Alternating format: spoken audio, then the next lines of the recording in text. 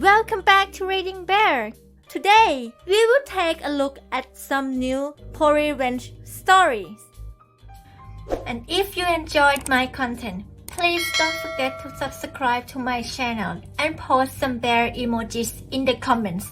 Let's go! First one is titled, Play Gospel Radio, then Threaten My Job? Webpage blocked.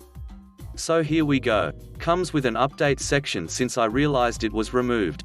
Also the update was from before I was diagnosed with COVID and had to stay home. I get tested tomorrow to go back into work, at which time the mandatory 10 days will have passed before I can take a COVID test to resume work. Me stripper, religious coworker. Liquor, religious coworker's flunky. Boss, my boss. So some backstory before we begin. There has been this religious coworker, we'll call them stripper, playing a gospel church radio station at my day job on the workplace break room computer. Then leaving it on whenever they leave. Obnoxious to the max. Let me make this clear.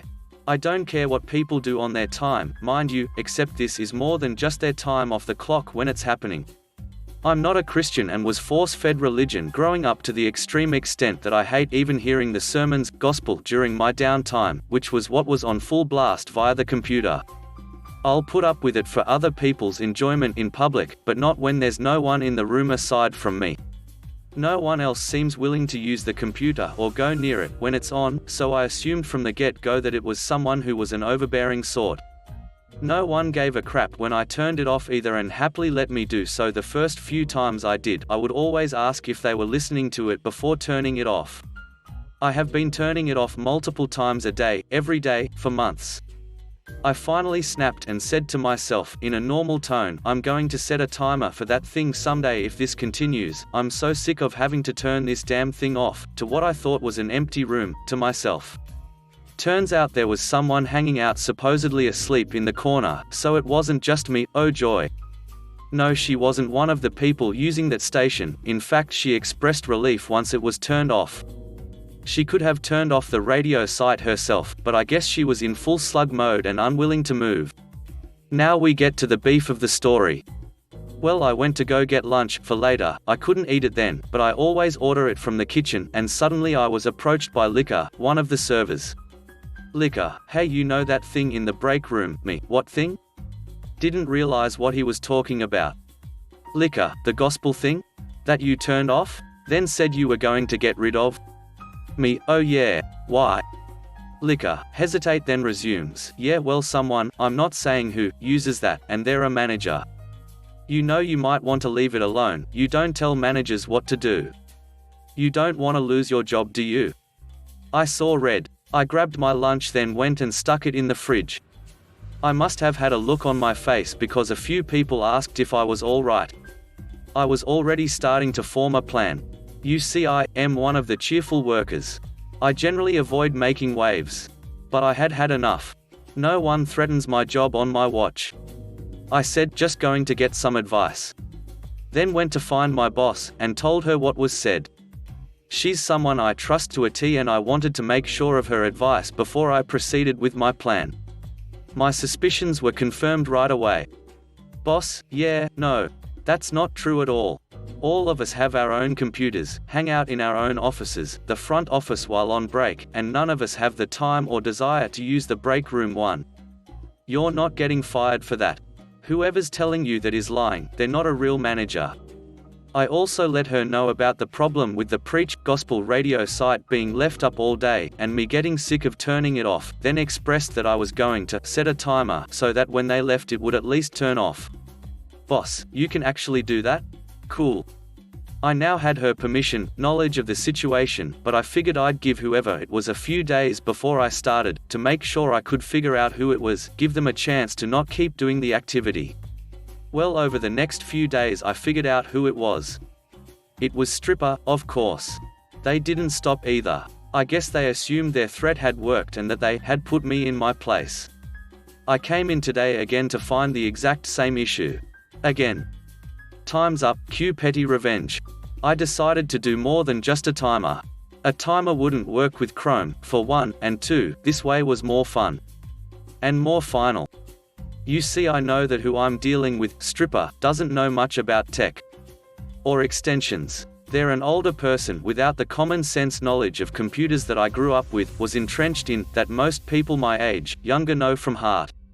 I also know they can't get me fired from locking a non-work related site from the workplace computer that we're supposed to use for checking timesheets, the training module portal. So I knew what I'm doing does not violate workplace rules. I told my boss I was doing this before I did today. She just chuckled. So I have my boss's approval, and she's above the troublemaker in rank. So what I did was go to an extension in the browser we had installed already to block sites that distract from work. I had noted it was in there when I was first hired. I blocked Stripper's radio site, and put a password lock on the blocker itself, tied to my personal email, so that they can't unblock it manually via the extension. I logged out of my email, removed it from the login list, then deleted all the browser history, cookies, and cached passwords. Stripper's going to come in today and find they can't listen to their music at all. Be an idiot and try to force your crap on others? Win shitty prizes. I can't wait to see what their reaction is. So, update time. Stripper has tried going to variations of the web page as a workaround. I've added every new page to the blocker extension, every time. It locks out the extensions page too for Chrome, so they can't do anything in Chrome to stop it. Can't even open the extension page itself to remove it. Stripper could if they had the password, but they don't. The blocker's still in place and Stripper stupidly keeps leaving the web page on when they're not using the break room, in defiance I guess.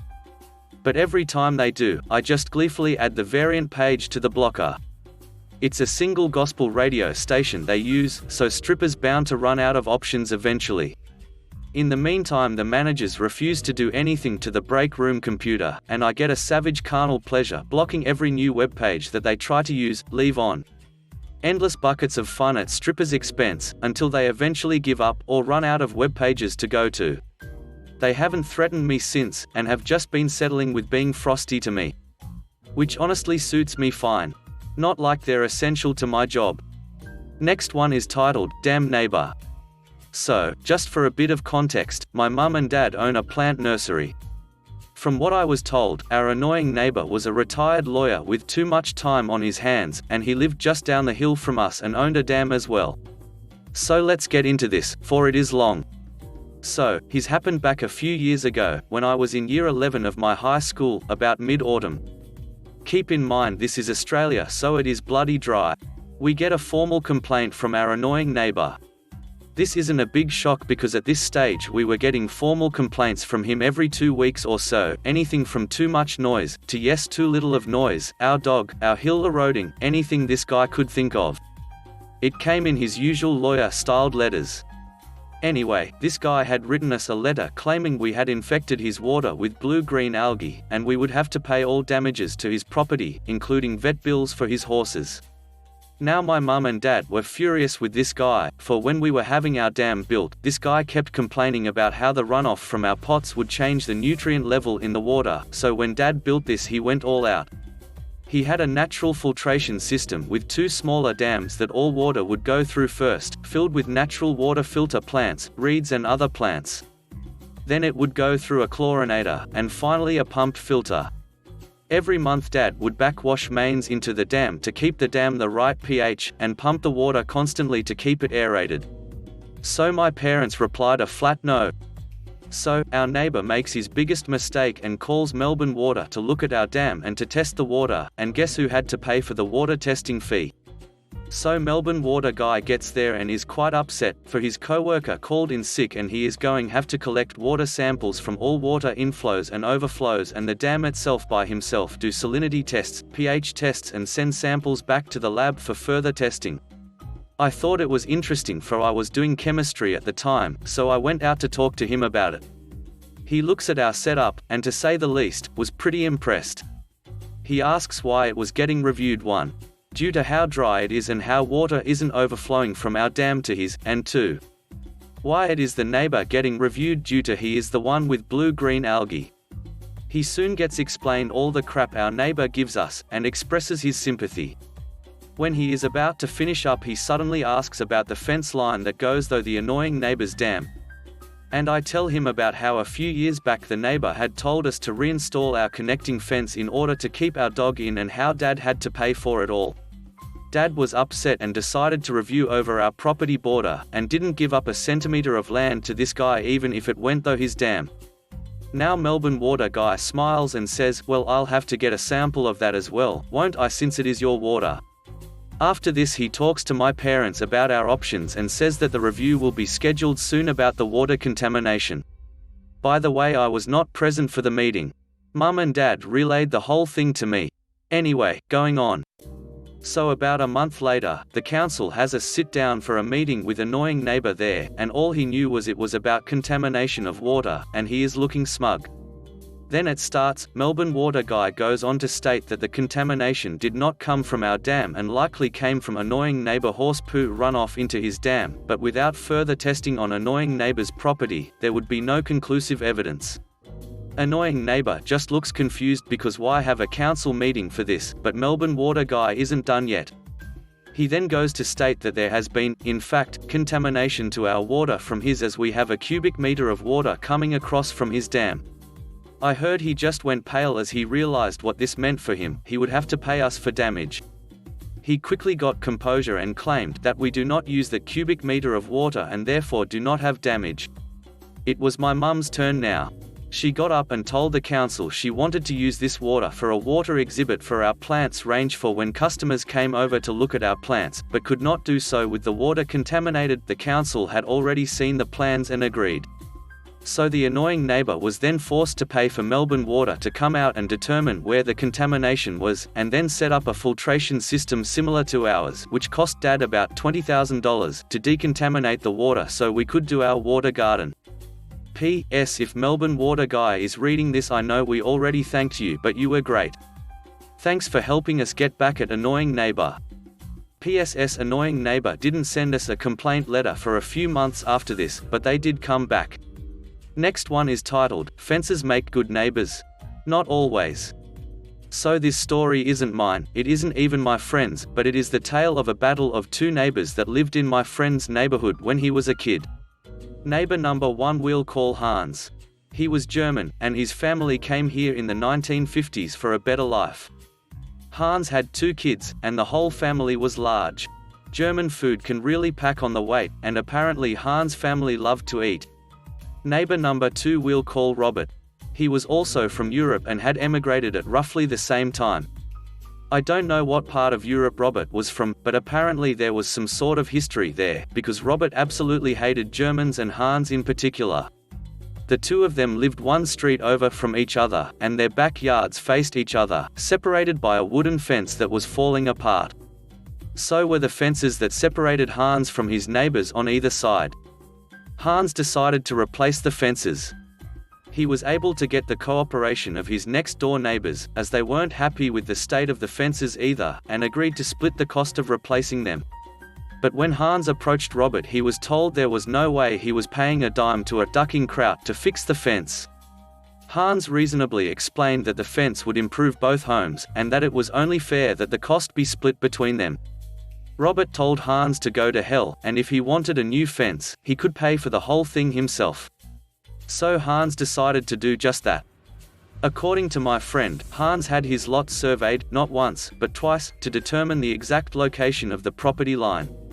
Then he had his new fence built on all 3 sides, but the fence separating Hans and Robert was built 3 or 4 feet into Hans's yard. He also installed a gate. This was done in the fall. Robert's wife was an avid gardener and landscaper, and of course, in the spring, she planted some elaborate gardens. Revenge Stage 1. In the early summer, Hans and his son went through the gate, and started ripping up all the flowers Robert's wife had planted next to the fence.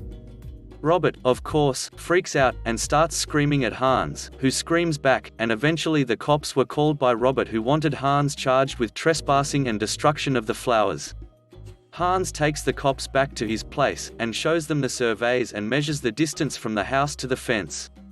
He then explains that he owns the property that the flowers were planted on. What appears to be Robert's yard is actually Hans's property for a couple of feet past the fence, and that if anyone should be charged with trespassing, it should be Robert. The cops are pretty much forced to agree, and have the unpleasant task of explaining to Robert that he is not permitted to come within 3 feet of the fence, in what appears to be his own yard, but isn't. Revenge Stage 2. Robert was a very sociable guy, often having guests over for backyard parties and gatherings on the weekends. Hans had taken careful measurements to the inch and had replaced the flower garden with patio blocks. The next time Robert hosted a get-together, Hans and his family decided to get some sun. They set up lawn chairs on the patio blocks, and in full view of Robert's guests, decided to lounge in the sun in their yard. Remember how I described Hans as large? Picture a couple of pasty, overweight sunbathers in undersized swimwear in full view of your guests. Naturally, Robert loses his crap, and in the argument makes some threats. Cops get called again, and Robert is warned to keep his temper in check. Revenge Part 3. Robert is a very religious Catholic, and Hans doesn't really follow any religion. There are some dates that are very important in Catholicism, like First Communion and Confirmation and such, and in Robert's culture the parents host a party afterward, everyone is dressed very nicely, and it's a classy event. Hans put some small gargoyles on top of his fence posts and some other decor on his fence to give it an ominous and evil appearance. He put a wrought iron table set on the patio, a black tablecloth, and a couple of goblets and black candles on the table. This sort of caused the celebration to be a bit subdued, and Robert couldn't do a damn thing about it. These sort of things took place over the course of years, not all at once. Robert did stuff, too, like damaging the fence, throwing stuff over it into Hans's yard. It was pretty much war, and both sides got their shots in. The final revenge. One day Hans was driving down Robert's street, and saw a "for sale" sign in Robert's yard. Finally, Robert was leaving. Hans couldn't resist getting in one last dig. So he painted the side of the fence facing Robert's property in the most hideous shade of day-glow orange. It didn't take long for the real estate agent to approach Hans after Robert had to explain that, no, he couldn't change the color of the fence. Hans explained everything to the agent, the history of animosity between them, and that, no, he wasn't going to repaint the fence. If it made the house harder to sell, too bad. If it drove the value down, too bad. The agent proposed a solution. Robert could buy an easement of the property, thus gaining access to the strip of land beside the fence and the entitlement to paint his side of it. Hans refused, but offered to sell the easement to the new buyers, only if Robert paid up front for Hans's lawyer's fees to draw up the contract as an add-on to the contract of sale to Robert's house. The price he demanded was many times the actual cost of the fence, and came off the top of the market value of Robert's house. Eventually, Robert sold his house and left for parts unknown. Hans actually ended up getting along very well with the new buyers, and they were known to socialize through the gate to their respective backyards. Last one is titled, Fear the Mama Bear. I don't know whether this exactly counts as revenge, but even if it wasn't intentional, I certainly felt avenged. So, I was working at a hospital as a night shift registrar, the person behind the desk who checks you in when you come into the Not a trained nurse, just an unskilled labor office worker. Because it was night shift in a small hospital servicing a small town, I was the only person in charge of all admissions processes that happened during my shift. Ambulance transfers, emergencies, births, you name it, I did it. So, there I am sitting in my booth in the when I get a call from the birthing unit. A new mother came in, having gone into labor. Sure, no problem, that's my job. The only problem is that the doctor name I was given wasn't in our system. It turns out that our normal OB for new births had taken the night off, and the hospital had contracted a different doctor for that night, but never entered them into our system. Naturally, this had never happened before, and after a 30-minute phone call with a manager who didn't appreciate being woken up in the middle of the night, I had the unenviable task of explaining the problem to the birthing unit nurse, and that there was literally nothing I could do because it was an IT issue. What ensued was a stream of wheedling and rage. Everything from, can you just enter them under our normal doctor's name, and we'll figure it out later? No, I can't, that's highly illegal, to, can you just put them into the system without a doctor?